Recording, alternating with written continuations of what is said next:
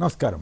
ఇక అతిథుల పరిచయం శ్రీ ఇంద్రనీల్ గారు, ప్రముఖ విశ్లేషకులు, రాజకీయ వ్యూహకర్త. శ్రీ రవిచంద్ర, వైఎస్ఆర్ కాంగ్రెస్ పార్టీ విద్యార్థి విభాగం వర్కింగ్ అధ్యక్షుడు. ఈ హైడ్రా దాని మీద రేవంత్ రెడ్డి గారు సమర్థించిన తీరు బాగానే ఉందా? ఇది మళ్ళీ రాజ్యాంగ వ్యవస్థల మధ్య ఘర్షణకు దారితీస్తుందా? అంటే ఇది పర్సనల్గా అంటే కాంగ్రెస్ పార్టీ తీసుకొచ్చిన ఒక విప్లవాత్మకమైన మార్పులాగా వాళ్ళు ప్రజల్లోకి తీసుకెళ్లాలని చూడటం, అదే సమయంలో కొన్ని తప్పిదాలు జరగటమో, ఆరోపణలు ఉండటమో, కోర్టుని ఆశ్రయించటం బాధితులు అవ్వచ్చు. ఇది జరిగిన తర్వాత సార్ బేసిక్ ఎప్పుడైనా ఆలోచించండి, ఒక ప్రభుత్వంలో అన్యాయం జరిగింది అనే ఒక ఫీలింగ్ ఉన్న ఎవరైనా ఏం చేస్తారు? కోర్టుని ఆశ్రయిస్తారు. కోర్టు ఇది నిజమా కాదా అని తేల్చాలి అంటే ప్రతివాదిగా ఉన్నవాళ్ళు కోర్టుకు రావాలా, లేదు రిపీటెడ్గా ఆబ్సెంట్ అవుతూ ఉంటే న్యాయం ఎప్పుడు జరగాలి? సో అక్కడికి హైడ్రా వాళ్ళని పిలిచినప్పుడు రంగనాథ్ గారు రిపీటెడ్గా ఆబ్సెంట్ అయితే కోర్టు ఏం చెప్తుంది? అలా ఆబ్సెంట్ అవుతున్న వ్యక్తిని పక్కన పెట్టేసి ఇంకో వ్యక్తిని పెట్టండి అట్లీస్ట్. అంటే అట్లా ఈ సందర్భంలో తమ ఆదేశాలని స్టేని కూడా పట్టించుకోకుండా వీళ్ళు ముందుకెళ్తున్నారన్న దాని మీద వెళ్ళారు తప్ప రాకపోయినప్పుడు కస్టడీకి తీసుకుంటామని కూడా హెచ్చరించింది అప్పుడు ఒకసారి చేసింది. కానీ కోర్టు తీర్పును కూడా గౌరవించాలి కదా. అల్టిమేట్లీ 5 ఏళ్ళు అధికారంలో ఉండే ప్రభుత్వం కంటే కూడా కోర్టులు ఇండిపెండెంట్ బాడీగా దానికి ఎక్కువ పవర్. ఇండిపెండెంట్ బాడీ ఎట్లా అవుతుంది? ఇండిపెండెంట్ బాడీ అయినా వాళ్ళకు కూడా కొన్ని నియమ నిబంధనలు ఉంటాయి, ప్రభుత్వానికైనా ఒక నియమ నిబంధనలు ఉంటాయి. ఇక్కడ పాయింట్ ఏంటంటే ప్రభుత్వ అధికారిని బదిలీ చేయమని, తప్పించమని చెప్పే అధికారం కోర్టుకు ఉంటుందా, న్యాయ వ్యవస్థకు ఉంటుందా, ఉండదా అనేది ఇప్పుడు చర్చ. ఇప్పుడు రేవంత్ రెడ్డి గారు ఆ విషయంలో స్పష్టంగా చెప్పారు కదా, మా విచక్షణాధికారం అని. అది కూడా కొంతవరకు కరెక్టే. మరి న్యాయ వ్యవస్థ అంటే వీళ్ళు సరిగా పాటించకపోవడం వల్ల న్యాయ వ్యవస్థ స్పందించాల్సి వస్తుందా, లేక న్యాయ వ్యవస్థ తీరు వీళ్ళకి నచ్చట్లేదా? న్యాయ వ్యవస్థ తీరు నచ్చకే కదా నిన్న స్టేట్మెంట్ ఇవ్వటం. అంటే వీటి మధ్య గ్యాప్ అనేది చాలా క్లియర్గా కనబడుతుంది. ఇది కూడా ఎట్లుంది అంటే దేశవ్యాప్తంగా తీసుకున్నా కూడా ఎన్డీఏ పాలిత రాష్ట్రాల్లో ఒక రకంగా, ఎన్డీఏ లేని రాష్ట్రాల్లో ఒక రకంగా న్యాయ వ్యవస్థ తీరు కూడా కనపడుతుంది, క్లియర్గా కనబడుతుంది. అది రెండోది ఏంటంటే సార్, నిన్న రేవంత్ రెడ్డి గారు మాట్లాడుతూ ఏమంటున్నారు, కొన్ని ఫోర్జరీ పత్రాలను కోర్టు ముందు ప్రొడ్యూస్ చేసి ప్రభావితం చేస్తున్నారు ప్రతిపక్షాలు అని చెబుతున్నారు. అది ఫోర్జరీ, భూ కబ్జాదారులని, అది ఫోర్జరీయా లేదా ఒరిజినల్ అనేది తేల్చాల్సింది కూడా కోర్టు. ఇక్కడ ప్రభుత్వాలు లేదు అంటే రాజకీయ పార్టీలు కదా కాదు కదా సివిల్ ప్రాపర్టీస్ యొక్క ఫైనల్ ఏది కరెక్ట్ ఏది రాంగ్ అని చెప్పటం. బట్ ఇక్కడ చాలా క్లియర్గా కనపడుతుంది ఏంటంటే న్యాయ వ్యవస్థకి మరియు ప్రభుత్వ వ్యవస్థ మధ్య గ్యాప్ అయితే చాలా క్లియర్ కనబడుతుంది. ఘర్షణ వాతావరణం అవుతుందా లేదా రాజీ పడతారా అనేది? రాజీ పడక తప్పదు సార్, రాజీ పడక తప్పదు, అది ఫైనల్. రైట్. కథం దొక్కిన యువజనం లోకేష్ తప్పుకోవాల్సిందే, అందరి నోట అదే మాట, డిఎస్సి స్కామ్కు బాధ్యత వహించాల్సిందే అన్నట్టు అల్టిమేటం. వైసీపీ ఆధ్వర్యంలో ర్యాలీలు, ధర్నాలతో హోరెత్తిన నిరసనలు. లోకేష్ రాజీనామా చేయాలి, ఈ నిరసనల కార్యక్రమాలు విజయవంతం చేసినారని వైఎస్ఆర్ కాంగ్రెస్ శ్రేణులను అభినందించిన జగన్. లోకేష్ ఉత్తరకుమార్ ప్రగల్భాలు కట్టిపెట్టాలన్న పేరుని నాని. రవిచంద్ర గారు చెప్పండి, నిన్న జరిగిన కార్యక్రమం ప్రభావం ప్రజల మీద ఏ రకంగా ఉంది, యూత్ మీద ఏ రకంగా ఉంది, మీ వాదన ఎంత పటిష్టంగా జనంలోకి తీసుకెళ్ళగలిగారు?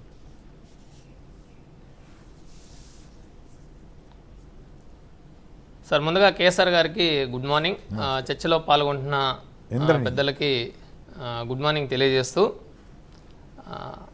వాస్తవంగా రాష్ట్రంలో ఆంధ్రప్రదేశ్లో డిఎస్సి నియామకాల్లో పెద్ద ఎత్తున అవినీతి అక్రమాలు జరిగాయి.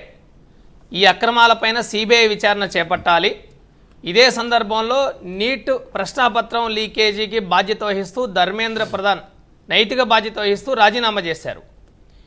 ఆంధ్రప్రదేశ్లో కూడా 3.5 లక్షల మంది విద్యార్థుల అభ్యర్థుల జీవితాలు, ఆ 3.5 లక్షల మంది కుటుంబాలతో ముడిపడి ఉన్న ఒక సమస్య కాబట్టి ఇదొక తీవ్రమైన సమస్య, తీవ్రమైన అవినీతి అక్రమాలకు పాల్పడిన ఘటన కాబట్టి దీనిపైన సిబిఐ విచారణ జరపడంతో పాటు నైతిక బాధ్యత వహిస్తూ నారా లోకేష్ తక్షణమే రాజీనామా చేయాలని మా వైఎస్ఆర్ కాంగ్రెస్ పార్టీ అధినేత జగన్మోహన్ రెడ్డి గారు నిన్న రాష్ట్ర వ్యాప్తంగా మా వైఎస్ఆర్సీపీ విద్యార్థి యువజన విభాగాల ఆధ్వర్యంలో జిల్లా కేంద్రాల్లో నిరసన ర్యాలీలకు పిలిపించారు.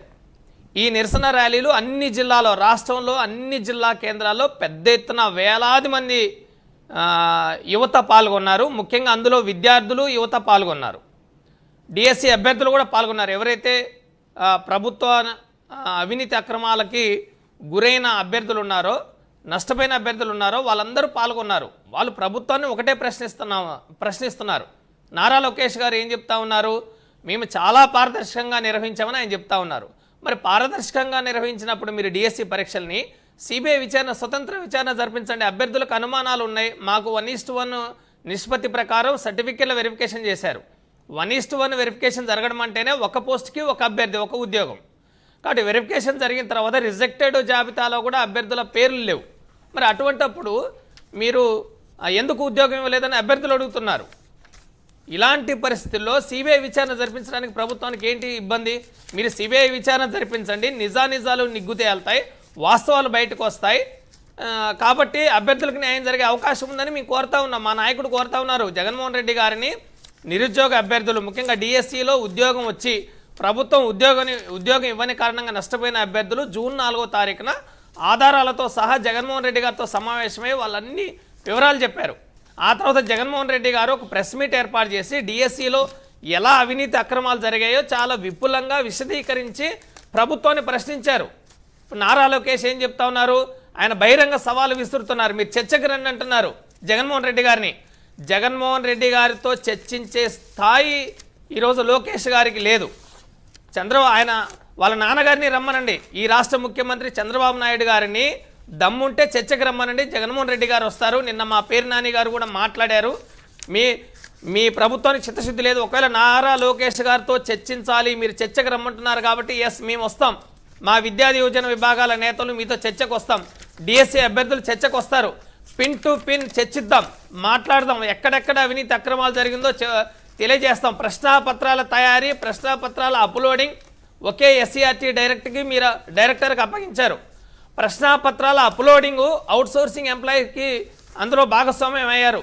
కృష్ణా జిల్లాలో నవీన్ అనే ఒక అవుట్సోర్సింగ్ ఎంప్లాయీకి, ఎస్సీఆర్టీలో పనిచేసే అవుట్సోర్సింగ్ ఎంప్లాయీకి డిఎస్సిలో కృష్ణా జిల్లా సోషల్ స్టడీస్లో స్కూల్ అసిస్టెంట్ పోస్టులో టాప్ ర్యాంక్ వచ్చింది. టీజీటీలో జోన్ 2లో 6వ ర్యాంక్ వచ్చింది. మరి ఎలా వచ్చింది? అతనికి ఉద్యోగం ఎందుకు ఇవ్వలేదు ప్రభుత్వం? నిజంగా అతనికి టాప్ ర్యాంక్ వచ్చినప్పుడు డిఎస్సి టీచర్ పోస్టు ఉద్యోగం ఇవ్వాలి కదా, మీరు ఎందుకు ఇవ్వలేదు ఈ ప్రభుత్వం? అంటే అక్కడ తప్పు జరిగింది. కాబట్టి మొట్టమొదటగా రిలీజ్ చేసిన మెరిట్ లిస్టులో నవీన్ పేరుంది. అతను ఎస్సీఆర్టీలో అవుట్సోర్సింగ్ ఎంప్లాయీ అని ప్రభుత్వం తెలుసుకున్న తర్వాత అతని పేరు తొలగించి రెండో మెరిట్ లిస్టు రిలీజ్ చేసింది. రెండో మెరిట్ లిస్టులో నవీన్ పేరు తొలగించింది. అప్పుడు నవీన్ హైకోర్టుకి వెళ్ళాడు.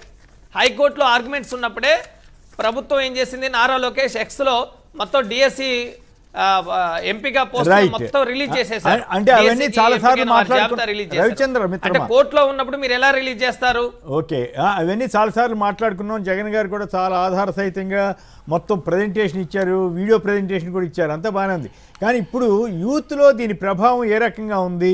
ఢిల్లీలో కాక్రోచ్ ఆందోళన తర్వాత ఇక్కడ యువతలో ఆ రకమైనటువంటి స్ఫూర్తి కనపడుతోందా? ప్రభుత్వాన్ని ప్రశ్నించే వైఖరి కన్నా యూత్ వస్తున్నారా, ఇంకా భయపడుతున్నారా? అక్కడ ఈ రెడ్ బుక్ గోల్తో భయపడుతున్నారా? ఖచ్చితంగా సార్. ఇప్పుడు నారా లోకేష్ గారు రెడ్ బుక్తో ఎంత నిర్బంధం విధించినా, ఎంత పెద్ద ఎత్తున పాశవిక అణచివేతకు గురి చేసినా, ఈరోజు ఢిల్లీలో జంతర్ మంతర్లో జరిగిన విద్యార్థి యువత ఉద్యమాన్ని ఈ రాష్ట్రంలో ఉన్న విద్యార్థులు ఒక స్ఫూర్తిగా తీసుకొని ఇటు జగన్మోహన్ రెడ్డి గారు కూడా పెద్ద ఎత్తున పోరాటం చేయాలని పిలిపించారు. దానిలో భాగంగానే ఆంధ్రప్రదేశ్లో ఉన్న యువత విద్యార్థులు పోరాటాలు కొనసాగిస్తూ ఉన్నారు. ఈ ఆంధ్రప్రదేశ్ రాష్ట్రంలో స్కాలర్షిప్స్ రీఎంబర్స్మెంట్ రాలేదు, డిఎస్సి కుంభకోణం జరిగింది. ఈ రాష్ట్రంలో సంక్షేమ వసతి గృహాల్లో విద్యార్థులు చిన్నపిల్లలు పిట్టల్లా రాలిపోతూ ఉన్నారు, పాము కాట్లకు గురవుతూ ఉన్నారు. విద్యార్థులు ప్రభుత్వం పెట్టే భోజనం తినలేక అస్వస్థత గురై ఆసుపత్రుల పాలవుతూ ఉన్నారు. వీటన్నిటిపైన యువత విద్యార్థులు రోడ్ల మీదకి వచ్చి ఈరోజు గలం ఎత్తుతున్నారు, ఉద్యమిస్తూ ఉన్నారు ప్రభుత్వానికి వ్యతిరేకంగా. ప్రభుత్వం రెడ్ బుక్ తోటి లోకేష్ గారు ఎంత దమనకాండ కొనసాగించినా ఈరోజు విద్యార్థులు ఢిల్లీ పోరాటాన్ని ఒక స్ఫూర్తిగా చైతన్యంగా తీసుకుని ఆంధ్రప్రదేశ్లో కూడా పోరాటాలు కదులుతూ ఉన్నారు. ప్రభుత్వం మెడలు వంచే పరిస్థితి వస్తుంది. లోకేష్ డిఎస్సి అక్రమాలపై లోకేష్ రాజీనామా చేసే రోజు తప్పక వస్తుంది. ఆ వైపుగా మా పోరాటాలని జగన్మోహన్ రెడ్డి గారి నేతృత్వంలో మేము రూపకల్పన చేస్తాం, ప్రభుత్వం మెడలు ఉంచుతాం, లోకేష్ రాజీనామా చేసేంత వరకు కూడా ఉద్యమిస్తాం. Right, okay. ఏంటి నిజంగానే లోకేష్ గారు, నేనైతే సరే వాళ్ళ పార్టీ పరంగా వాళ్ళు ఆ ధైర్యం ఆ నమ్మకంతో పనిచేయాలనుకోండి, కానీ బట్ నాకైతే అట్లాంటి నమ్మకం లేదు. ఎందుకంటే చంద్రబాబు గారు గవర్నమెంట్లోకి వచ్చిన తర్వాత ఏ సందర్భంలోనూ నైతిక బాధ్యత తీసుకున్న ఘట్టాలు చాలా అసలు దాదాపు లేవనే చెప్పాలి. మరి ఇప్పుడు అందుట్లో తన కుమారుడి విషయంలో ఎంత ఆందోళన జరిగినా చేస్తారా? ఒకప్పుడు మొన్న ఈ మధ్య జంజీ నేపాల్లో రాగానే నేనే పెద్ద జంజీ అని చెప్పారు.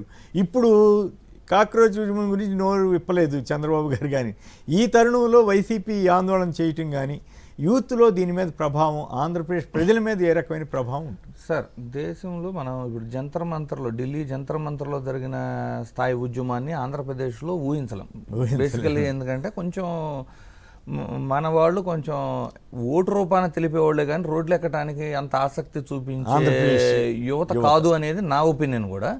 స్టిల్ ఇప్పటికి కూడా ఏంటంటే రాజీనామా పక్కన పెడదాం, లోకేష్ గారిని రాజీనామా చేయటం అని పక్కన పెడితే అట్లీస్ట్ ఇప్పుడు కేంద్రంలో నీట్ పేపర్ లీక్ అయినప్పుడు దాని మీద సిబిఐ విచారణ అనేది స్టార్ట్ అయింది. రెండోది, ఎవరైతే దీనికి పాల్పడ్డారో వాళ్ళని గుర్తించడము, అరెస్ట్ చేయటము, అంటే వ్యవస్థాపరంగా వాళ్ళని కోర్టు ముందు నిలబెట్టడం జరిగింది. అండ్ ఇక్కడ కీలకమైన పాయింట్ ఏంటంటే ధర్మేంద్ర ప్రధాన్ దీంట్లో పార్టిసిపేట్ చేశాడని ఎవరు చెప్పాలి, నైతిక బాధ్యత తీసుకోవాలని మాత్రం డిమాండ్, ఆయన రాజీనామా చేయడం పరిస్థితి వచ్చింది. కానీ ఇక్కడ నైతిక బాధ్యత సంగతి పక్కన పెట్టి అసలు విచారణ కానీ లేదు, వాళ్ళకి తప్పు జరగలేదు అనే వివరణ. అంటే ఇప్పుడు ప్రభుత్వంలో ఇప్పుడు ఇట్లా చేస్తే లోకేష్ గారు, చంద్రబాబు గారు ఇట్లా చేస్తే ప్రభుత్వంలో ఉన్న వాళ్ళకి కూడా దీంట్లో బాధ్యత ఉందేమో అని అనుమానం వస్తుంది కదా. ఉదాహరణకి అప్పుడు వైసీపీ వాళ్ళు ఆరోపించారు యువగళంలో పాదయాత్రలో పాల్గొన్న వాళ్ళకి కూడా ఏదో రకంగా ఉద్యోగాలు ఇచ్చారు ఇట్లాంటి అని, ఏ స్పోర్ట్స్ కోటానో ఇంకోటనో ఇచ్చారని ఆరోపణ చేశారు. కరెక్టో కాదు నాకు తెలియదు కానీ, సో అటువంటి వాటికి ఆస్కారం ఇచ్చినట్లే కదా. ఇక్కడ తప్పు జరగలేదు అనే వివరణ ఫస్ట్ ఎవరికి ఇవ్వాలి? డిఎస్సి అభ్యర్థులకు ఇవ్వాలి. కరెక్ట్. డిఎస్సి అభ్యర్థులుగా నిజంగా అటెండ్ అయిన వాళ్ళకి అభ్యంతరాలు ఉండయలేదు అంటే వేల సంఖ్యలో కోర్టుని అప్రోచ్ అయ్యారు అంటే వాళ్ళకి అభ్యంతరం ఉన్నట్టా లేనట్టా? సో వాళ్ళకి అభ్యంతరాలు ఉన్నప్పుడు దాన్ని అంటే ఎక్స్ప్లెయిన్ చేయాల్సిన రెస్పాన్సిబిలిటీ, ఎక్స్ప్లెయిన్ చేసినా వాళ్ళు సాటిస్ఫై అవ్వకపోతే విచారణ చేపించాల్సిన రెస్పాన్సిబిలిటీ ప్రభుత్వానికి. కానీ అలా చేపించకపోవటం వల్లనే ఇప్పుడు ఏమవుతుంది, సామాన్య ప్రజల్లో సైతం కావాలని ప్రభుత్వ పెద్దల అండదండలతోనే తప్పులు జరిగాయేమో అనే అపోహలు ఇంకా బలపడిపోతున్నాయి, అనుమానాలు బలపడిపోతున్నాయి. ఇంకొక పాయింట్ చెప్పాలి సార్ ఇక్కడ. ఇప్పుడు సిజేపీ పార్టీయో జంజీ అందాము ఢిల్లీలో సక్సెస్ అయిపోయింది. ఇప్పుడు ఢిల్లీ సక్సెస్ అయిపోయిన తర్వాత ఇప్పుడు వాళ్ళకి కౌంటర్ చెక్ పెడతానికి పంజాబ్లో జరిగిన ఫార్మసీ నియామకాలు 450 లోపు ఉండి వాటిల్లో మరి అధికారంలో ఉంది కానీ బీజేపీ మాట్లాడుతుంది అక్కడ కూడా చేయండి అని. మరి బీజేపీ మీరు పంజాబ్ గురించి మాట్లాడుతున్నారు, ఆంధ్రప్రదేశ్లో డిఎస్సి అభ్యర్థులు వేల సంఖ్యలో కోర్టునే అప్రోచ్ అయినప్పుడు అదే కాక్రోచ్ పార్టీని మీరు పంజాబ్లో ఎలా అయితే అభ్యర్థిస్తున్నారో ఆప్ మీద మరి మీ కూటమి ప్రభుత్వం అధికారంలో ఉన్న ఆంధ్రాలో అడుగుతున్నారా? కానీ ఇక్కడ మరి వాళ్ళు మంత్రిగా ఉన్నారు కాబట్టి. రెండో పాయింట్, ఇలాగే రాహుల్ గాంధీ గారు మొదట ఆయన ఏదో కాంగ్రెస్ పార్టీ తరఫున కొంత పోరాడిన తర్వాత ఈ వచ్చిన మైలేజ్ని క్యాష్ చేసుకుందాం అనే విధంగా వెళ్ళారు. హైజాక్ అంటారా మీరు ఏదైనా అనుకోండి. మరి అదే ప్రతిపక్ష పార్టీలో ఉన్న మీరు మరి ఆంధ్రప్రదేశ్లో జరిగిన డిఎస్సి అక్రమాల మీద అంటే కాక్రోచ్ పార్టీ వచ్చి ఈ స్థాయిలో మళ్ళీ ఉధృతమైతేనో లేదు ఆంధ్రాలో ఉన్న జంజీ ఉద్యమం చేస్తేనో క్యాష్ చేసుకోవడానికి వస్తారా, లేదు ఎల్ఓపిగా మీరు ఆంధ్రప్రదేశ్ మీద కూడా విచారణ చేపిండి అని అడగాల? ఎందుకు అడగట్లా మీరు? ఇక్కడ ఏమవుతుందంటే సార్, ఎస్పెషల్లీ ఆంధ్రప్రదేశ్ రాజకీయానికి వచ్చేసరికి జగన్మోహన్ రెడ్డి గారిని ఒంటరి చేసి అధికార పక్షము ప్రతిపక్షము అంటే నేను చెబుతుంది కేంద్రంలో ఉన్నవి, ఆంధ్రప్రదేశ్ ఒక్కటి చెప్పట్లా నేను, కాంగ్రెసు బీజేపీ టీడీపీ అన్ని పక్షాలు కలిపి అంటే అందరూ ఒకటిలాగా ఉన్నారు, ఈయన ఒక్కడే ప్రజల పక్షాన పోరాడుతున్నట్టు చాలా క్లియర్ కనపడిపోతుంది కదా. రాహుల్ గాంధీ గారు అడగరు డిఎస్సి అక్రమాల మీద, అటు బీజేపీ వాళ్ళు పంజాబ్ గురించి అడుగుతున్నారు కానీ వేల సంఖ్యలో కోర్టును ఆశ్రయించిన అభ్యర్థులతో వీళ్ళు అడగరు. ఇందాక మీరు గమనించారా, రేవంత్ రెడ్డి గారు ఫీజు రీయింబర్స్మెంట్ మీద బీజేపీ వాళ్ళు చేసిన డిమాండ్ మీద కిషన్ రెడ్డి గారిని, రామచంద్రరావు గారిని, ఆర్ కృష్ణయ్య గారిని మీరు ఆంధ్రప్రదేశ్లో ఎందుకు అడగట్లేదు అన్నారు కానీ చంద్రబాబు గారి పేరు ప్రస్తావన తీసుకురాలా చేయరు. ఇప్పుడు చూడండి, ఇక్కడ సిజేపీ ఆర్ జంజీ రిజైన్ చేయించిన తర్వాత కర్ణాటకలోను మరియు తెలంగాణలో కాంగ్రెస్ అధికారంలో ఉంది కాబట్టి భారీ ర్యాలీలు వాళ్ళు సాధించినట్లు కాంగ్రెస్ వాళ్ళు సాధించినట్టు చేశారు. మరి దేశంలో ఎక్కడో జరిగిన అంటే ఉద్యమాన్ని మీరు ఓన్ చేసుకోవాలని ట్రై చేసినప్పుడు పక్క రాష్ట్రంలో అన్ని వేల కేసులు పడినప్పుడు మీరు దాన్ని కూడా ప్రస్తావించాలి కదా మాట్లాడితే. కనీసం మాట వరుస కన్నా పార్లమెంట్లో కూడా ప్రస్తావించినట్లేరు, ఎక్సెప్ట్ గురుమూర్తి గారు ఏదో మాట్లాడారు, వైసీపీ ఎంపీ మాట్లాడారు తప్ప ఎవరు మాట్లాడలేదు. కాంగ్రెస్ ఎక్సెప్ట్ వైఎస్ఆర్సీపీ ఎవరూ మాట్లాడలేదు దీని మీద, ఇంత పెద్ద ఇష్యూని. అంటే రాజకీయం మరి ప్రజలు ఆంధ్ర ప్రజలకు అర్థమవుతుందా ఈ రాజకీయం? 200% మిలాఖత్ రాజకీయం లేదు 200% ప్రజలకు అర్థమైంది. కాబట్టి ఆంధ్రప్రదేశ్ రాజకీయాలు ఎలా ఉంటాయంటే కొంచెం స్తబ్దుగా ఉంటాయి, బట్ ఓటింగ్లో మాత్రం డెఫినెట్లీ చూపిస్తారు. అది ఓటింగ్లో అంటే సరిగా ఈవీఎంలు లేకపోతే, ఈవీఎంల మహిమ లేకపోతే కాదు. ఇప్పుడు అంటే ఆ ప్రస్తావన వచ్చింది కాబట్టి సరే ఇది మళ్ళీ మాట్లాడదాం. పేరయ్య గారు గుంటూరు నుంచి. పేరయ్య గారు నమస్కారం, మాట్లాడండి. టంగుటూరు అండి. టంగుటూరు అన్నానుగా, వేరే ఓకే సారీ. నమస్తే అందరికీ. సార్ మా దగ్గర అది డిఎస్సి వాళ్ళు ఎన్నికలు పూర్తయిన తర్వాత 4 కేసులు వచ్చాయి సార్ మా దగ్గరికి. మాకు అన్యాయం జరిగిందని. 4 కేసులు మీ దగ్గరికి ఎందుకు వచ్చినాయి? మీరు లాయరా? అవును సార్. ఓహో. ఆ 4 కేసులు కూడా వాళ్ళకి ఆల్రెడీ జాబుని డిక్లేర్ చేసి వాళ్ళకి లెటర్ ఇచ్చిన తర్వాత మళ్ళీ వాళ్ళు మీ జాబ్ లేదని రిజెక్ట్ చేసిన తర్వాత వాళ్ళు వచ్చారు మా దగ్గరికి. ఓహో. కానీ ఇప్పుడు వాళ్ళ ఆరోగ్యం కానీ ఇప్పుడు కోర్టుకు వస్తామని అయితే మేము చెప్పాము అని చేసాం, కానీ రెడ్ బుక్ కోసం వాళ్ళు భయపడుతున్నారు సార్. భయపడుతున్నారు, న్యాచురల్ కదా. పైగా అందువలన దాదాపు ఇప్పుడు ఈ లోటు ఇవన్నీ కూడా మరి మీరన్నట్టుగా మీకు ఏకీపిస్తున్నాయి. అంత తొందరగా వాళ్ళు నైతిక విలువలు కట్టుబడి రాజీనామా చేస్తారని మాత్రం అది కష్టం సార్. అది అంత పరిస్థితి లేదు, ఉంటుందనేది డౌట్. ఎందుకు కనీసం రాజీనామా సంగతి పక్కన పెట్టి స్పెసిఫిక్గా ఇగో జగన్ గారు చేసిన ఆరోపణలు ఇవి, మా సమాధానం ఇది అని లోకేష్ గారు కానీ చంద్రబాబు గారు కానీ చెప్పగలిగి ఉంటే బాగుండేది. ఎంతసేపు ఎదురుదాడి చేయటం, అది చేయటం, మీరు అట్లా మీరు ఇట్లా అంటమే తప్ప స్పెసిఫిక్గా ఆన్సర్స్ ఇస్తున్నట్లుగా నాకైతే కనపడలేదు పేరయ్య గారు. రైట్. రవిచంద్ర గారు కరెక్టేనా? మీరు అడుగుతున్న వాటికి స్పెసిఫిక్ ఆన్సర్స్ లోకేష్ గారి వైపు నుంచి కానీ ప్రభుత్వం వైపు నుంచి కానీ ఆఫీసర్ల వైపు నుంచి కానీ వచ్చాయా? నిజానికి డిఎస్సి అభ్యర్థులు గత 3 నెలల నుంచి అడుగుతూ ఉన్నారు. చాలా కాలంగా అభ్యర్థులు అడుగుతున్నారు. జగన్మోహన్ రెడ్డి గారు కూడా దీని మీద ప్రశ్నించారు. ప్రభుత్వం వైపు నుంచి ఎక్కడ ఈ రాష్ట్ర విద్యాశాఖ మంత్రి నారా లోకేష్ గారు ఒక మీడియా సమావేశం ఏర్పాటు చేసి, ఒక ప్రెస్ మీట్ ఏర్పాటు చేసి విలేకరులు అడిగే వాటికి, నిరుద్యోగ అభ్యర్థులు అడిగే ప్రశ్నలకి సమాధానం, వివరణ ఎక్కడా ప్రభుత్వం వైపు నుంచి రాలేదు. చంద్రబాబు నాయుడు గారు చెప్పలేదు, ఆయన కుమారుడు లోకేష్ కూడా చెప్పలేదు. ఎవరితో చెప్పించారు? విద్యాశాఖ ప్రిన్సిపల్ సెక్రటరీతో చెప్పించారు. ఎప్పుడు చెప్పించారు? వైఎస్ జగన్మోహన్ రెడ్డి గారిని అభ్యర్థులు కలిసిన తర్వాత, జగన్మోహన్ రెడ్డి గారు ప్రెస్ మీట్లో మాట్లాడిన తర్వాత, జీవోలను ఉదాహరిస్తూ ఒక వీడియోల్ని ప్రదర్శించిన తర్వాత అప్పుడు ప్రిన్సిపల్ సెక్రటరీ తోటి కోన శశిధర్ తోటి ప్రెస్ మీట్లు ఏర్పాటు చేశారు. ఆ ప్రెస్ మీట్లో కోన శశిధర్ గారు మాట్లాడిన విషయాలన్నీ డైవర్షన్ చేసే విధంగా, అసలు అభ్యర్థులకు వచ్చిన ర్యాంకులు కానీ అభ్యర్థులు రాసిన జోన్ కానీ ఈ వివరాలని చెప్పకుండా వాటన్నిటిని దాటవేస్తూ అన్ని అసత్యాలు అబద్ధాలతోటి విషయాన్ని డైవర్ట్ చేసే విధంగా అధికారులు చాలా ప్లాన్డ్గా చెప్పారు. కానీ ఈ రాష్ట్ర విద్యాశాఖ మంత్రి ఆయన ఏం చేస్తూ ఉన్నారు? పబ్లిక్ మీటింగుల్లో, రోడ్ షోల్లో, లేకపోతే ఏదైనా కార్యక్రమాల్లో పాల్గొని జగన్మోహన్ రెడ్డి గారికి సవాల్, నేను చర్చకు సిద్ధం, మేము నా సవాల్ని స్వీకరించండి, ఎనీ టైం సిద్ధం అంటున్నారు తప్ప ఒక్క మీడియా సమావేశం కూడా ఏర్పాటు చేయలేదు. ఇప్పుడు అభ్యర్థులు కోర్టులో కేసులు వేశారు, కోర్టు కూడా వ్యాఖ్యలు చేస్తాం. నిన్నగాక మొన్న కోర్టు ఒక పిల్ వేసిన సందర్భంగా డిఎస్సిలో జరిగిన అక్రమాల మీద క్రీడా సంఘాల సర్టిఫికెట్ల ఆధారంగా ఉద్యోగాలు ఎలా ఇచ్చారో ప్రభుత్వం దీనిపైన విచారణ చేపట్టాలని హైకోర్టు కూడా నిన్నగాక మొన్న చెప్పింది. అభ్యర్థులు ఎప్పుడో చెప్పారు ప్రభుత్వాన్ని, కానీ ప్రభుత్వం వైపు నుంచి ఎందుకు డిఎస్సి అభ్యర్థులతో మాట్లాడి ఇగో మేము ఇలా చేసామని ప్రభుత్వం చెప్పలేకపోయింది?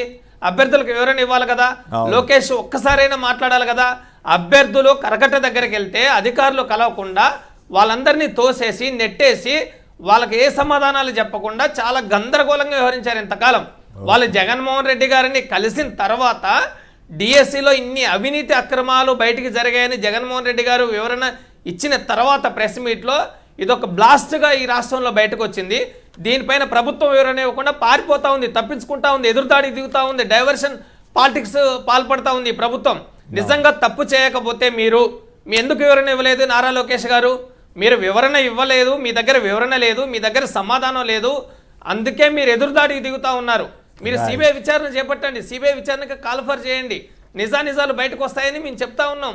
మా అధినేత అయితే ఇక్కడ ఒక ఇంట్రెస్టింగ్ కామెంట్ కూడా వచ్చింది ఇంద్రనీల్ గారు. మీరు గమనిస్తే కోర్టు వారు ప్రభుత్వాన్ని ఆ జూడో సర్టిఫికేట్ విషయంలో ప్రభుత్వాన్ని విచారణ చేయమన్నారట. ప్రభుత్వం మీదే కదా అలిగేషన్స్ వస్తున్నాయి, దానివల్ల ఎంతవరకు ఉపయోగం ఉంటుందని సోషల్ మీడియాలో కొందరు ప్రశ్నిస్తున్నారు. పైగా సిబిఐ విచారణకి ఇప్పుడు ఆ నాగరాజు సిఐ కేసు ఉంది, ఇంతవరకు సిబిఐ విచారణ తేల్చలేదు హైకోర్టు వారు కానీ, ఏ కారణం వల్ల కానీ. అట్లాగే ఇప్పుడు ఈ పిల్లు వేశారు చంద్రశేఖర్ రెడ్డి గారు, ఎవరు ఇవన్నీ ఎప్పుడు తేలుతాయో మరి. ఈ వ్యవస్థ ఒక గుడ్ డెసిషన్ ఏంటంటే పిల్ ఐటంలో కూడా పిల్లో చాలా క్లియర్గా మెన్షన్ చేశారు, ముందు ఇవన్నీ స్టోర్ చేయండి, సర్వర్లు టెక్నికల్ థింగ్స్ అన్ని కూడా సేవ్ చేసి పెట్టండి అన్నారు. ఎందుకంటే ఆ పిల్లోనే మీనింగ్ అర్థమవుతుంది, వీళ్ళేమి తేల్చరు, కనీసం మేము వచ్చిన తర్వాత అవి మీరు సేవ్ చేసి ఉంచితే మేమన్నా విచారిస్తాం వచ్చిన తర్వాత అనే మీనింగ్ అది వైసీపీ ఇంటెన్షన్. రైట్. ఇందాక మనం ఓటర్ల గురించి ఈవీఎంల గురించి ప్రస్తావన వచ్చింది కదా. ఆచూకీలోని ఓటర్లు కడపలోనే అత్యధికం అంటూ వైకాపా హయాంలో నమోదైన దొంగ ఓట్ల గుట్టురట్టని ఈనాడు వాళ్ళు పనిగట్టు రాస్తున్నారు గత కొద్ది రోజులుగా. తిరుపతిలో నిజంగా జరిగితే శుభ్రంగా పరకాల ప్రభాకర్ గారు అడిగిన 50 లక్షల ఓట్లు ఇవేనేమో, ఇది వైసీపీ వాళ్ళే చేశారని ఎట్లా గ్యారంటీ ఏంటి, ఎట్లా ఇదవుతుంది? పైగా ఈ విషయంలో ఎవరు ఎక్స్పర్టో అందరికీ తెలుసు. కుప్పానికి సంబంధించి రిటైర్డ్ ఐఏఎస్ ఆఫీసర్ చంద్రమౌళి గారు నా దగ్గర కూర్చుని ఎంత కష్టపడింది అయినా కూడా ఎన్ని దొంగ ఓట్లు అక్కడ ఉన్నాయి ఇవన్నీ చెప్తుండేవారు. మరి ఇప్పుడు ఈనాడు వాళ్ళు ఇది రాస్తున్నారంటే ఏమన్నా వెనక కుట్ర ఏమైనా జరుగుతుందా అని మీకేమైనా అనిపిస్తుందా? సార్ బేసిక్గా స్టాట్స్ మాట్లాడదాం ఫస్ట్.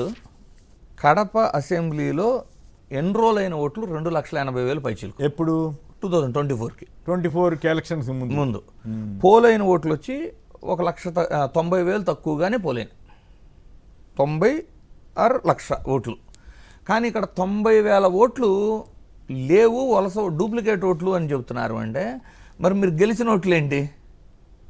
ఎంటైర్ ఓట్స్ తీసేస్తే మీరు 95% పోలింగ్ అయినట్లు రావాలి. అర్బన్ కాన్స్టిట్యున్సీ ఇక్కడ గుర్తుపెట్టుకోవాల్సింది ఏంటంటే అర్బన్ కాన్స్టిట్యున్సీలో మీకు పోలింగ్ పర్సంటేజెస్ తగ్గుతాయి. అవును. సో మీరు గెలిచిందే ఈ ఓట్లతోని మీ డేటా, ఇప్పుడు ఈ డేటా చెప్తుంది అంటే లేని ఓట్లతోనే మనం గెలిచాము అని ఒక పక్క చెప్తూ, రెండో పక్కనేమో ఇదంతా వైసీపీ హయాంలో నమోదైనవి దొంగ ఓట్లు అని చెప్తున్నారు. అది కూడా ఎలా చెప్పాలని ప్రయత్నిస్తున్నారు, వైసీపీకి పట్టున్న ప్రాంతాలు ప్రజెంట్ కూడా గెలిచిన పార్లమెంట్లు ఏవైతే ఉన్నాయో ఆ పార్లమెంటు పరిధిలోనే అవకతవకలు జరిగినట్లు చూపించాలని. అంటే అసెంబ్లీ వచ్చేసరికి మళ్ళీ తెలుగుదేశం గెలిచింది. తెలుగుదేశం గెలిచిన అంటే ఇప్పుడు గెలిచిన వైసీపీ పట్టున్న ప్రాంతాలు ఏవైతే ఉన్నాయో వాటిని ఎంపిక చేసుకొని చూడండి. మృతులు అత్యధికంగా ఉన్నాయి రంపచోడవరం, అంటే రంపచోడవరం అవచ్చు, అరకు అవచ్చు, ఈ ప్రాంతాలు అంటే ఎస్టీ రిజర్వ్డ్ కాన్స్టిట్యున్సీలో మృతులు ఎక్కువగా ఉన్నారంటే ఈ తప్పెవరిది? బిఎల్ఓలది కూడా కదా. ఇక్కడ ఇండైరెక్ట్గా టీడీపీ వాళ్ళు బ్లేమ్ చేస్తుంది వైసీపీనా, లేదు ఎలక్షన్ కమిషన్ యొక్క అసమర్థతనా? రెండోది ఏం చెప్తున్నారు, వైఎస్ఆర్సీపీ హయాంలో ఉన్నప్పుడు ఎన్ని జరిగినాయి అంటే ఎలక్షన్ కమిషన్ అనేది అధికార పార్టీకి తొత్తుగా పనిచేసిద్ది అని మీరు కన్ఫర్మ్ చేస్తున్నారా? ఒకవేళ కన్ఫర్మ్ చేస్తే ఇప్పుడు మీరు అధికారంలో ఉన్నారు కాబట్టి వైఎస్ఆర్సీపీ ఏదైతే ఆరోపణ చేస్తుందో ఈ వైఎస్ఆర్సీపీ సానుకూలంగా ఉన్న ప్రాంతాల్లో, పట్టున్న ప్రాంతాల్లో వైసీపీ ఓటర్లని ఎస్ఐఆర్ పేరుతో తొలగిస్తున్నారు అనే దాన్ని మీరు యాక్సెప్ట్ చేస్తారా? రెండోది, ఇప్పుడు కడప తీసుకున్నా, లేదు తిరుపతి తీసుకున్నా, కర్నూలు తీసుకున్నా, ఏ ప్రాంతం తీసుకున్నా కూడా వీళ్ళు గెలిచిన మెజారిటీలు ఇప్పుడు తొలగించబడిన ఓట్ల కంటే తక్కువగా ఉండే టీడీపీ వాళ్ళు గెలిచిన మెజారిటీలు. ఇప్పుడు కడపలో 18,000 ఓట్ల మెజారిటీతో గెలిచారు సార్. తొలగించబడిన ఓట్లు 80,000 అని చెబుతున్నారు. ఈ 80,000 ఓట్లు వైసీపీ వాళ్ళు యాడ్ చేశారని చెబుతున్నారు. యాడ్ చేస్తే వాళ్ళే గెలవాలి కదా, వాళ్ళు గెలవాలి కదా, కనీసం ఆ ఓట్లన్నా రావాలి కదా. అదేమో పరకాల ప్రభాకర్ గారు చెప్పిన 50 లక్షల ఓట్లు ఇవన్నీ ఉండాలి ఈ లెక్కన. వీళ్ళు వ్యూహాత్మకంగా చేసి అప్పుడు ఎలక్షన్ కమిషన్ బీజేపీ అందరూ ఒకటే కాదు. చిన్న లాజిక్ చూడండి, కడపలో వైఎస్ఆర్సీపీకి వచ్చిన ఓట్లు ఎన్ని? ఫస్ట్ కడప టౌన్లో, కడప టౌన్ అదే అసెంబ్లీయే కదా 90,000 ఓట్లు పైచీలకు వచ్చినాయి. అంటే అవును. ఇక్కడ 80,000 ఓట్లు తొలగించబడి ఈ 80,000 ఓట్లు వైసీపీ యాడ్ చేసిందంటే వాళ్ళు గెలుస్తారు కదా. ఆ తొలగించబడిన ఓట్లు కూడా పోలవుదా వైసీపీకి? అంటే ఏం జరుగుతుంది? ఎలక్షన్ కమిషన్ అన్నా నిందిస్తున్నారు వీళ్ళు, లేదు వీళ్ళు ఏదో చేస్తూ ఈ వచ్చే నెల రోజుల్లో ఏదైనా కుట్ర చేయడానికి వీళ్ళు ఎల్లో మీడియా ఈ అన్ని కవరప్ చేస్తుందా అనేది నాకు ఆబ్వియస్లీ ఇప్పుడు నెపమంతా వైసీపీ మీద నెట్టి ఎలక్షన్ కమిషన్ ని బాధ్యులు చేస్తూ ఏదో చేయాలనే ప్రయత్నం అయితే ఈ రోజు స్టేట్మెంట్లు రాజకీయంగా వైసీపీ వాళ్ళు ఆలోచించుకోవాలి. నెల రోజులు కుట్ర జరుగుతుందనే అనుమానం వాళ్ళకి రావాలి. సార్ ఫస్ట్ ఎస్ఐఆర్ ప్రారంభమైనప్పుడు వైఎస్ఆర్సీపీ యొక్క పెర్ఫార్మెన్స్ ఎక్స్ట్రాడినరీగా ఉంది. అంటే దేశవ్యాప్తంగా ప్రతిపక్షాలు ఎస్ఐఆర్లో వ్యవహరించిన తీరు కంటే వైఎస్ఆర్సీపీ వ్యవహరించిన తీరు చాలా కష్టపడి చేశారు. ఎప్పుడైతే ఎక్స్టెన్షన్ ఆఫ్ 10 days వచ్చినాయో కొంచెం స్లో డౌన్ అయిపోయారు. ఓకే. సో అట్లీస్ట్ ఇప్పుడు క్లైమ్స్కి మళ్ళీ 4 రోజులు ఉంది కాబట్టి తీవ్రంగా వర్క్ చేయాల్సిన పరిస్థితి ప్రతిపక్ష పార్టీ. దీని తోడు 50 లక్షల ఓట్లు దొంగ ఓట్లు పడినాయా లేకపోతే అర్ధరాత్రి గాడు పడినాయని దొంగ ఓట్ల కింద లెక్క కదా అవన్నీ. వాటి గురించి పరకాల ప్రభాకర్ గారు చెప్పిన దానికి పోనీ ఈనాడు వాళ్ళు రిప్లై ఇస్తే ఇవే అవి లేకపోతే అవి కాదు చెప్పుంటే సంతోషం. అవి చెప్పట్లేదు. వైసీపీకి అంటగట్టి కథ నడుపుతున్నారు. అంటే భవిష్యత్తులో వచ్చే 4 రోజులు చాలా కీలకంగా ఏదైనా కుట్ర జరుగుద్దా అనే అనుమానం అయితే దీని ద్వారా రైట్ చేశారు. రైట్. మిత్రమా రవిచంద్ర, మీరు కూడా సంక్షిప్తంగా మాట్లాడతారా? ఈ ఓటర్ల జాబితా తయారీలో ఏమైనా కుట్ర జరుగుతోందా? ఏదైనా కుట్రకి మీ వైరి పక్షం ఏమైనా ప్రయత్నం చేస్తుందా? ఎల్లో మీడియా ఇస్తున్న వార్తల్లో నాకు కొంత అనుమానం వచ్చిందని ఇంద్రనీల్ గారు చెప్తున్నట్లుగా.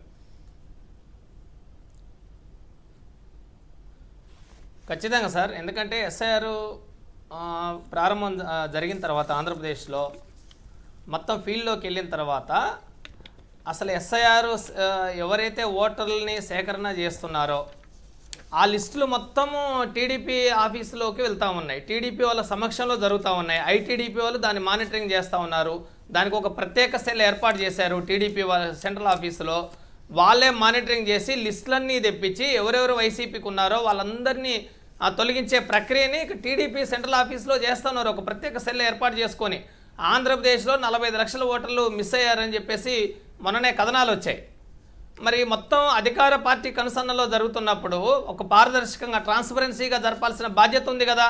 వాళ్ళు ఏదైనా తప్పిదాలు జరిగితే ఎలక్షన్ కమిషన్ మీద పెడతా ఉన్నారు. మా పార్టీ ఇప్పటికే ఒక 3 సార్లు ఎలక్షన్ కమిషన్, ఆంధ్రప్రదేశ్ ఎలక్షన్ కమిషన్కి, చీఫ్ ఎలక్షన్ కమిషన్కి పలు దఫాలుగా రిప్రజెంటేషన్స్ ఇచ్చాము. ఎస్ఐఆర్లో అధికార పార్టీ నేతలు పెద్ద ఎత్తున అక్రమాలకు పాల్పడుతున్నారు, దీని మీద పర్స్యూ చేయాలని చెప్పేసి మా పార్టీ రిప్రజెంటేషన్స్ కూడా పంపించింది. అయినా ఎటువంటి నిర్దిష్టమైన చర్యలు లేవు. పైగా వాళ్ళు అధికార పార్టీ నేతలే వాళ్ళని పిలిచి బిఎల్ఓలతో మాట్లాడి వాళ్ళ బిఎల్ఓలని మ్యానిపులేట్ చేసి మొత్తం ప్రతిపక్ష పార్టీకి సంబంధించిన ఓటర్లు ఎవరెవరైతే ఉన్నారో వాళ్ళందరినీ తొలగించే ప్రక్రియని చాలా ముమ్మరంగా ఆంధ్రప్రదేశ్లో చేశారు. పెద్ద ఎత్తున అక్రమాలకు పాల్పడ్డారు. దీని మీద పలు దఫాలుగా మేము ప్రశ్నించినా కానీ ప్రభుత్వం ఏమాత్రం స్పందన లేదు. ఎస్ఐఆర్లో అధికార పార్టీ చేయాల్సిన దారుణాలన్నీ సాగించింది. రైట్. ఓకే. హేమాద్రిరావు గారు, విజయవాడ. హేమాద్రిరావు గారు నమస్కారం, మాట్లాడండి సంక్షిప్తంగా. నమస్తే సార్, ప్యానల్ వాళ్ళందరూ నమస్తే. ఈ ఎలక్షన్ ప్రక్రియలో లాస్ట్ టైం 24లో ఈవీఎంల ద్వారా గెలిచారు. అది బీజేపీ సహకారం కూడా ఉంది. ఈసీ పూర్తిగా బీజేపీకి సహకరించిందని చెప్పారండి. ఇప్పుడు కూడా వీళ్ళు ఎలక్షన్ బిఎల్ఓలు అందరూ ప్రతిపక్షాల ఓట్లు తొలగిస్తున్నారు అని చాలా రూమర్ ఉందండి. కానీ ప్రతిపక్షాలు మరి బీజేపీ వాళ్ళు జగన్ గారికి ఫేవర్ అని చెప్తారు. కానీ నాకు అది అనిపిస్తుంది, పూజలేమో ఇంట్లో వాళ్ళకి, ప్రసాదం పక్కింటి వాళ్ళకి అన్నట్టుగా వాళ్ళు ఏం చేస్తున్నారంటే తెలుగుదేశానికి సహకరిస్తున్నారని నాకు అనిపిస్తుంది. అంటే బీజేపీ వాళ్ళు కాదు మీరు చెప్పిన స్టేట్మెంట్లో వచ్చిన కరెక్షన్ ఉంది. బీజేపీతో కేంద్రంతో ఉన్నప్పుడు సఖ్యతగానే మన అవసరాలతో ఉండుండొచ్చు. కానీ పొత్తు తెలుగుదేశంతో పెట్టుకున్నారు కదా, వాళ్ళు పరస్పరం నానా రకాలుగా దూషించుకున్నా కూడా వాళ్ళిద్దరు కలిశారు. అది విచిత్రమైన పరిణామం కదా. కాబట్టి అప్పుడు ఎస్పీలను ట్రాన్స్ఫర్ చేయించింది ఎవరు? బీజేపీ వారు ఎవరిని చెప్తే వాళ్ళని వేశారు ఎలక్షన్ కమిషన్. అవన్నీ జరిగినాయి. ఇప్పుడు అన్ని మీరు చర్చించడానికి టైం లేదు కాబట్టి మీరు చెప్పిన అనుమానం అయితే వైసీపీ వాళ్ళైతే జాగ్రత్త పడాల్సిన అవసరం ఉంది. ఎందుకంటే ఈనాడు వాళ్ళు పనిగట్టు రాస్తున్నారంటే ఏదో కుట్ర జరుగుతుంది అన్నది నా అనుమానం. రైట్. సూరిబాబు గారు, కొత్తపేట. నమస్తే, మాట్లాడండి. ఏమండి, ఏమంటారు? డిఎస్సి అక్రమాలపై పెద్ద ఎత్తున యువతలు జనంలో బాగా రెస్పాన్స్ వచ్చిందా ఇది? అంటే జనం నమ్ముతున్నారా? జనం నిజంగానే డిఎస్సిలో అక్రమాలు జరిగాయని నమ్ముతున్నారా, లేదు తెలుగుదేశం వాళ్ళు ఎదురుదాడిని నమ్ముతున్నారా? నమ్ముతున్నారండి. వెంటనే మంత్రి గారు రిజైన్ చేసి దాన్ని విచారణ చేస్తున్నట్టుగా. Right, okay. మీ వాయిస్ సరిగా లేదు. మరొకరు రవి, గూడూరు నుంచి. నమస్కారం, మాట్లాడండి సంక్షిప్తంగా. సార్ నమస్కారం సార్. పెద్దందరూ కూడా నమస్కారం అండి. ఏం లేదు సార్, ఆ రోజున నాకు ఇప్పుడు వయసు వచ్చి 53 సంవత్సరాలండి. ఎంత? నాకు వయసు వచ్చి 53 సంవత్సరాలు. ఓకే. నేను దగ్గర 6-7 ఎలక్షన్ చూసాను నేను, జనరల్ ఎలక్షన్ లో. ఓకే. ఏ ఎలక్షన్ నేను ఎలక్షన్ జరిగి సాయంత్రం 5 గంటలకు గేట్లు మూసేసరికి ఒక బూత్ కు వచ్చేసి నీకు 8 నుంచి 1000 ఓట్లు 10 ఓట్ల నుంచి ఉండవండి ఏ బూత్. అవును.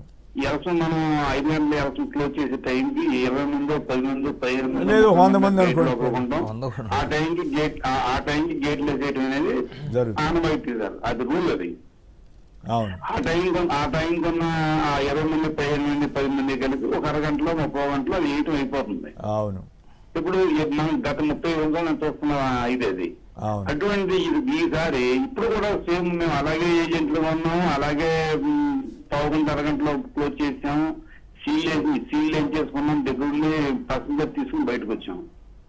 తెల్లారి వాటికి పర్సంటేజ్ రేటు పెరిగిపోవటం, మళ్ళీ వారం రోజుల ఇంకో పర్సంటేజ్ వెళ్ళిపోవటం, తర్వాత లాస్ట్ 12 గంటలకు 1 గంట వరకు పోలేదు 17 లక్షల ఓట్లు అప్పుడు అర్ధరాత్రి పోలేదు. ఓటరు పావు గంట ఉంటాడు, అరగంట ఉంటాడు, అక్కడ నుంచుంటాడు. అంత నుంచి అక్కడ నుంచుంటే ప్లేస్ కూర్చున్న ప్లేస్ బాత్రూమ్ ఉండవు. అది అతని బాత్రూమ్ ఏముందో పని తెల్లవారు 12 గంటల దాకా ఉండి లక్షలో పాల్గొని అవకాశం ఎందుకుంటారు చెప్పండి.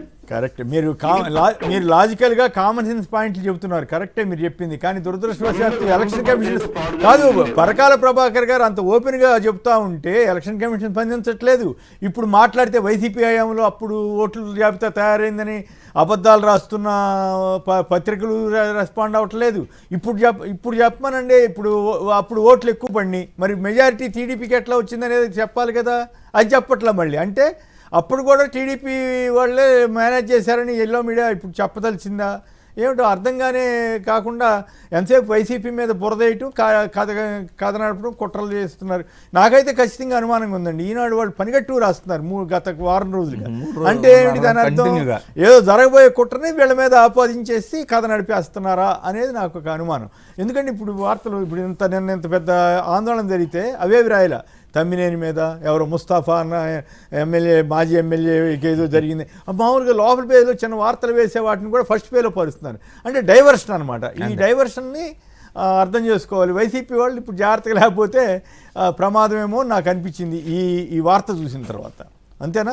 అంతే సార్. బట్ వైసీపీ కూడా చాలా కష్టపడి పనిచేస్తున్నారు అనేది కూడా అప్రమత్తంగానే ఉంది. మాబోటి వాళ్ళు ఎవరు తప్పు చేయొద్దు అనేది మనం చెప్పాలి.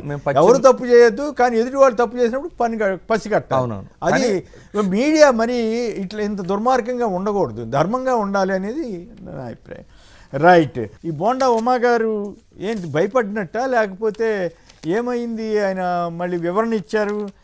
వివరణ ఇచ్చినట్టుగా కూడా వార్త వచ్చింది కదా, ఆ వివరణ ఇచ్చిన తీరు కానీ ఇదేనా సంక్షిప్తంగా మీరేమంటారు? బేసికలీ సార్, వైకాపా నాయకులతో వేదిక పంచుకోను అని చెప్పారంట. టీడీపీ అవ్వచ్చు, వైఎస్ఆర్సీపీ అవ్వచ్చు, ఇవి రీజనల్ పార్టీస్. రీజనల్ పార్టీ అనేసరికి అధినేత డెసిషనే ఫైనల్ అవుతుంది. అదే మీరు ఒక జాతీయ పార్టీ కానీ తీసుకుంటే ఇలాంటి ఇష్యూ ఉండుంటే వాళ్ళు కేంద్రం దగ్గరికి వెళ్ళి, అంటే ఢిల్లీలో రాజకీయం చేసుకొని వెళ్ళి నేను తప్పు చేయలేదు ఇలా ఉంటుంది వేరే స్టైల్లో. రెండోది మీరు బాగా నోటీస్ చేయాల్సింది ఏంటి అంటే, నిజంగానే అధికారంలోకి రాకముందు ప్రతిపక్ష పార్టీగా ఉన్నప్పుడు టీడీపీకి బోండా ఉమా గారు చాలా కష్టపడి పనిచేసిన మాట వాస్తవం. కానీ తనకు మంత్రి పదవి కానీ ఎలాంటి నామినేటెడ్ కానీ చైర్మన్ పోస్టులు కానీ ఎలాంటివి దక్కనప్పుడు కొంత అసంతృప్తి అతనిలో ఉంటుంది. మోరోవర్ ఏంటి, మాకున్న ఇన్ఫర్మేషను గ్రౌండ్లో ఏం మాట్లాడుకుంటున్నారు విజయవాడలో అంటే మేయర్ స్థానం అనేది బోండా ఉమా గారు తన కుటుంబం నుంచి ఆశించారు. అదే గొడవ.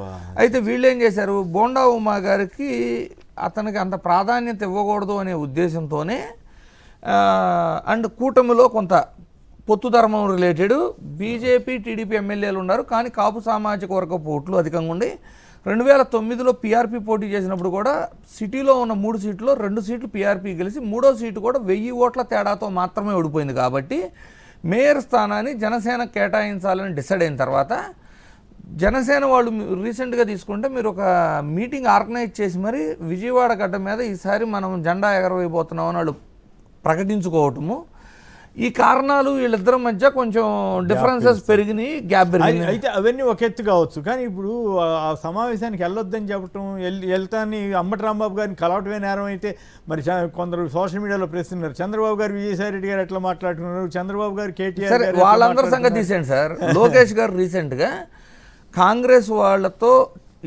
అంటే కలిసి మాట్లాడిన సిచ్యువేషన్స్ పలు సందర్భాల్లో చూసిన తర్వాత ఎన్డీఏ పిలిచి అంటే మోడీ గారు అమిత్ షా గారు పిలిచి మాట్లాడారు అనేది కొంత టాక్ వచ్చింది బయటికి. దాన్ని నేషనల్ మీడియాలో లోకేష్ గారు అడ్రస్ చేయడం కూడా జరిగింది. నేషనల్ మీడియాలో లోకేష్ గారు ఏం చెప్పారు, పిలిచి మమ్మల్ని అడిగారు మీరు వాళ్ళని కలిశారా అంటే కలిశామనే చెప్పాము. చెప్తే వాళ్ళు కూడా ఏమన్నారంటే కలవండి, రాజకీయ పార్టీగా ఉన్నప్పుడు రాజకీయ నాయకులుగా ఉన్నప్పుడు అన్ని పార్టీలతో కలవటం అనేది మంచి పద్ధతి, కలవండి అనే వాళ్ళు ప్రోత్సహించారు నన్ను అని నేషనల్ మీడియాలో లోకేష్ గారు మాట్లాడారు. అంటే మీకు ఒక ధర్మము, బోండా ఉమాకి ఒక ధర్మం ఎలా ఉంటుంది, మిమ్మల్ని ఫాలో అయ్యే ఆయన కూడా. కాపు నేతలకి ఇది ఇబ్బందికరంగా మారదా? ఏ పార్టీలో ఉన్నా కూడా ఇదేంటి కాపు వర్గంలో ఏంటి ఇంత ఘోరంగా ఇంత విద్వేషపూరితంగా తెలియజేసి ఉంది అనే ఫీలింగ్ రాదా? మరోవైపు ఏమో టీడీపీ ఎంపీ గారు అమ్మాయి జంజీకి మద్దతు ప్రకటించింది, అదే జంజీ అంటే కాకృతులకి మద్దతు ప్రకటించింది. రేపటి రోజున బీజేపీకి కష్టకాలం ఉంది అంటే సీజేపీతో పొత్తు పెట్టుకోవడానికి కూడా చంద్రబాబు గారు వెనకాడరు. అలాంటిది ఇప్పుడు వాళ్ళ ఎంపీ గారి కూతురు ఒకటి పట్టుకుంటే సేఫ్ సైడ్ ఇది సేవ్ చేసి పెట్టుకుంటారు, మేము అప్పట్లో మద్దతు ఇచ్చామని చూపించుకోవడానికి ఒక ప్రూఫ్ అది. రైట్, మిగతా అంశాల్లోకి వెళ్దాం. మొత్తం మీద బోండా ఉమ్మ గారిని అయితే భయపెట్టినట్టే కనపడతా ఉంది, వేదికలు పంచుకోనని టార్గెట్ చేశారు, భయపెట్టారు అనేది అయితే స్పష్టంగా. రైట్, ఇక ఎర్ర బస్సు రాదన్నారు, ఎయిర్ బస్సు వచ్చేస్తుందని పచ్చబద్దాలు రాస్తున్నారు ఏంటండి? ఆయన జగన్ గారు ఆ మాట అన్నాడా? పైగా విశాఖపట్నంలో ఆల్రెడీ ఇంతకుముందు ఎప్పుడు విమానాలు దిగలేదా? అక్కడ బదులు ఇక్కడికి వస్తుంది. శంకుస్థాపన చేసింది జగన్ గారు అయితే వీళ్ళు ఇంత పచ్చబద్దాలు రాస్తున్నారు. శంకుస్థాపన ఒకటే కాదు, ఇప్పుడు ఎయిర్పోర్టు ఇలాంటివి వచ్చేటప్పుడు పీపీపీ మోడల్లో వస్తాయి సార్. ఈ పీపీపీ మోడల్లో ప్రభుత్వం యొక్క రెస్పాన్సిబిలిటీ ఏంటి అంటే ల్యాండ్ ఎక్విజిషన్ చేయటము, అలాగే R&R క్లియర్ చేయటము, రైతులకి ఏదన్నా కేసులు లీగల్ ఇష్యూస్ ఉంటే అవి సార్ట్ అవుట్ చేయటము, తర్వాత కేంద్రం నుంచి రావాల్సిన అనుమతులు తీసుకురావటము, తర్వాత పెట్టే ప్రతి రూపాయి పెట్టుబడి GMRలు పెట్టుకుంటారు. ఈ ప్రభుత్వ బాధ్యతగా చేయాల్సిన ప్రతి పని 1% కూడా పెండింగ్ లేకుండా కంప్లీట్ చేసింది జగన్మోహన్ రెడ్డి అయితే అది 80% వైసీపీలో అయిందా, 70% అయిందా, వీళ్ళు వచ్చిన తర్వాత 30% అయిందా? ఇక్కడ ప్రభుత్వానికి ఏం పని ఉంది? ఇంకా ప్రభుత్వ రెస్పాన్సిబిలిటీ అయిపోయిన తర్వాత నా పాయింట్ ఏంటంటే దుష్ప్రచారం చేయడం. జగన్ గారి మీద ఇంత అన్యాయంగా దుష్ప్రచారం చేస్తే వాళ్ళకి ఏం కలిసి వస్తుంది? ఎంత ఒకవేళ ఆయనకి ఇంటెన్షన్ ఉంటే పర్మిషన్స్ తయారు కదా సార్. ఎలక్షన్ ముందు పచ్చి అబద్ధాలు రాశారంటే వీ కెన్ అండర్స్టాండ్. ఇప్పుడు కూడా అబద్ధాలు రాస్తున్నారంటే అంత భయపడుతున్నారా జగన్ గారు? మనం అర్థం చేసుకోవాల్సింది సార్, ఏ ప్రాంతం గురించి అయితే ఈ విధంగా రాస్తున్నారో ఆ ప్రాంతంలో వాళ్ళ ఇంటెలిజెన్స్ కూడా ఏం చెప్పుండిద్ది అంటే ఇక్కడ వ్యతిరేకత స్టార్ట్ అయింది అని చెప్పుండాలి. పైగా విమానాశ్రయం వస్తే మొత్తం చుట్టుపక్కల అభివృద్ధి చెందింది కదా సార్. చుట్టుపక్కల ఉత్తరాంధ్ర అంతా ఎట్లా ఆబ్వియస్లీ అంతవరకు ఇప్పుడు ఇక్కడ బేగంపేట నుంచి శంషాబాద్ వెళ్ళింది, అంత మాత్రం చేత మొత్తం మారిపోదు కదా స్వరూపం. రింగ్ రోడ్డు వల్ల స్వరూపం మారింది తప్ప. రైట్, రవిచంద్ర చెప్పండి, ఈ రాజధాని ఇష్యూలో జరిగిన తీరుతెన్నులు కానీ 2 ఏళ్లలో 3,63,000 కోట్ల అప్పులు తీసుకురావటం కానీ ఆంధ్రప్రదేశ్ వృద్ధి రేట్లో వెనకబడినట్లుగా వచ్చిన వార్తలు కానీ తర్వాత కరువు ఇష్యూ ఓ పక్కన బీమా ఏమో కట్టాలంటున్నారు. సో ఈ మూటి మీద సంక్షిప్తంగా మీరు కామెంట్ చేస్తారా? సార్, ఇప్పుడు జగన్మోహన్ రెడ్డి గారు మావిగన్ అనేది ఒక ప్రతిపాదన చేశారు. జగన్మోహన్ రెడ్డి గారు మావిగన్ ప్రతిపాదన చేశాక చంద్రబాబు నాయుడు పదే ఏం మాట్లాడుతూ ఉన్నారు, మన రాజధాని చంద్రబాబు నాయుడు గారు అని కుర్రవాళ్లే కదా, మీరు ఇంకా కుర్రవాళ్లే, రాజకీయ నాయకులు ఇంకా పూర్తి స్థాయిలో అవ్వలేదు కదా, మర్యాదగా గారు అనే పిలవండి పెద్దవాళ్ళని కూడా. అవును ఓకే సార్, చంద్రబాబు నాయుడు గారు విజయవాడ గుంటూరు రాజధాని పేరుతోటి పదే మాట్లాడారు ఈ మధ్యకాలంలో. జగన్మోహన్ రెడ్డి గారు ఏం చెప్పారు? మచిలీపట్నము, విజయవాడ, గుంటూరు ఈ 3 నగరాలని కలుపుకొని అభివృద్ధి చేస్తే ఇప్పటికే అభివృద్ధి చెందాయి కాబట్టి దాని మీద ఒక 10,000 కోట్ల రూపాయలు ఖర్చు పెడితే ఇంకా అభివృద్ధి చెందే అవకాశం ఉంటుంది.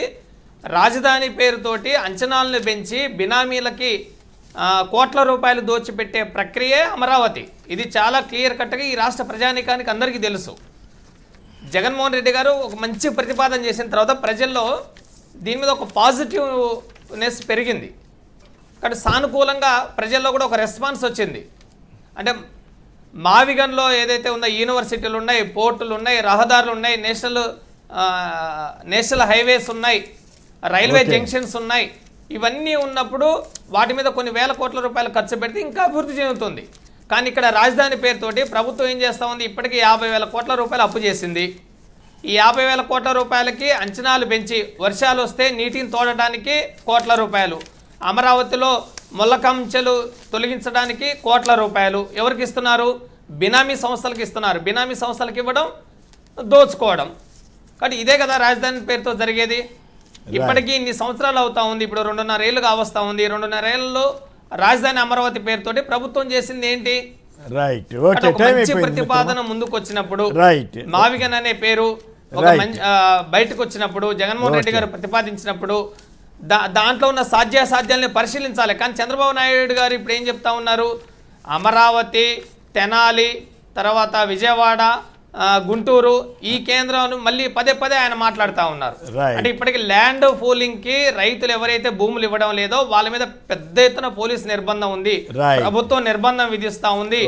వాళ్ళ పంట పొలాలకి దారులు లేకుండా గండి కొట్టి రైతుల మీద కక్ష సాధింపు చర్యలకు పాల్పడతా ఉంది ప్రభుత్వం. చాలా దారుణంగా అవన్నీ చర్చించాము. 3,63,000 కోట్ల రూపాయలు అప్పు చేశారు. రైట్. ఓకే మిత్రమా, ఫైనల్ గా మీరు చెప్పండి. ఈ అప్పు విషయంలో చూసారా? ఈనాడు వాళ్ళు రాసింది చాలా జాగ్రత్తగా. ఎంత రాశారండి అప్పుడు జగన్ గారి టైంలో? 10 లక్షలు, 14 లక్షలు. ఎవరెవరో మహేంద్రదేవ్ అన్న ఆయన పెద్ద నిపుణులు చెప్పారని. ఇప్పుడు ఎంత రాస్తున్నారు? 6,45,000 కోట్లు. దీంట్లో ఎవరు వాటా ఎంత? విభజన తర్వాత చంద్రబాబు గారి టైంలో చేసిందంత, ఇప్పుడు చేస్తుందంత.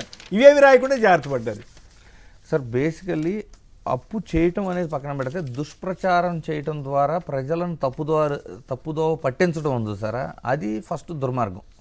రెండోది ఏంటంటే, సరే ఇన్ని లక్షల కోట్లు అప్పు చేశారు. జగన్మోహన్ రెడ్డి గారు చేసిన 5 ఏళ్ల టైంలో చేసిన అప్పును మించి వీళ్ళు 2 ఏళ్ల టైంలో చేసినప్పుడు, ఈ 5 ఏళ్లలో కరోనాని 2 ఇయర్స్ ఫేస్ చేసిన తర్వాత కూడా అతను జగన్ గారు రాష్ట్ర వ్యాప్తంగా ఏం చేశారు అంటే, ఏ ఊరు వెళ్ళినా ఈరోజు మనకు కళ్ళకు కట్టినట్టు ఒక సచివాలయమో, ఒక రైతు భరోసానో, హెల్త్ క్లినిక్, లేదు నాడు నేడు ద్వారా బళ్ళు అంటారు, లేదు ఆరోగ్యశ్రీ అంటే హాస్పిటల్ డెవలప్మెంట్స్ అంటారు, లేదు పోర్ట్లు అంటారు, మెడికల్ కాలేజీలు అంటారు. ఎక్కడికి వెళ్ళినా కనీసం 10 కిలోమీటర్లు దాటేలోపు ఏదో ఒక శాశ్వత భవనం మన కళ్ళకి కనపడుతుంది. మరి ఈ రోజున ఇన్ని లక్షల కోట్లు అప్పు చేసిన తర్వాత వీళ్ళు చేసిన డెవలప్మెంట్ ఏంటి అనేది, ఇప్పుడు అప్పు చేయటాన్ని సమర్థిస్తున్నానా వ్యతిరేకిస్తున్నానని పక్కన పెడితే, అట్లీస్ట్ ఈ అప్పు చేసిన తర్వాత ఆ పనితనం ఎక్కడుంది? దాని రిజల్ట్స్ కనపడాలి కదా, అవి లేవు. ఓ పక్కేమో కరువు, బీమా ఖర్చులు కూడా రైతులే కట్టుకోవాలని అంటున్నారు. శ్రీనివాసరావు ఇందాక ఉచిత బీమా ఖర్చు అంతా ప్రభుత్వం భరించాలని ఆయన డిమాండ్ చేస్తున్నారు.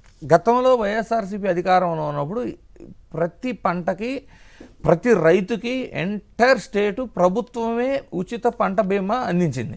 సో ఆ చిన్న అమౌంట్ను కూడా భరించలేకపోవటమా, లేకపోతే రైతులంటే విద్వేషమా? ఎందుకంటే ఇప్పుడు మీరు చేసే ఇన్ని లక్షల కోట్ల అప్పులో రైతులకు ఉచిత బీమా కట్టడానికి అంత నిప్పేమొచ్చింది సార్ వీళ్ళకి? అంటే కలెక్టర్లకి వీళ్ళందరికీ టార్గెట్లు ఇచ్చి గత కొద్ది రోజులుగా రైతులు వెంటనే కట్టుకోవాలి, లేకపోతే టైం అయిపోతుంది. నిన్న అమరావతిలో కూడా ఆయన రిటైర్డ్ జస్టిస్ గారు చంద్రకుమార్ గారు వెళ్ళినప్పుడు ఒక మంచి విషయాన్ని తర్వాత ప్రెస్ మీట్లో ప్రస్తావించారు సార్. అట్లీస్ట్ మీరు డెవలప్ చేసి రైతులకు ఇస్తున్నారు, డెవలప్ చేసే వరకన్నా వాళ్ళని వ్యవసాయం చేసుకొని ఇవ్వాలగా అన్నారు. వాస్తవమే కదా అది. కానీ పాడు చేస్తారు కదా మొత్తం. వ్యవసాయం అయితే పీకేస్తున్నారు.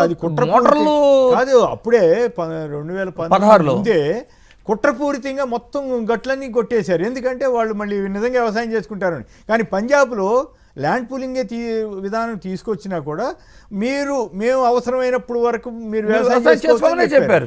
కానీ ఇక్కడ దుర్మార్గంగా చేశారు. కానీ రైతులు వాళ్ళు అమాయకంగా మొదట నమ్మారు, ఇప్పుడు బాధపడుతున్నారు. దానికి మనం ఏం చేస్తాం?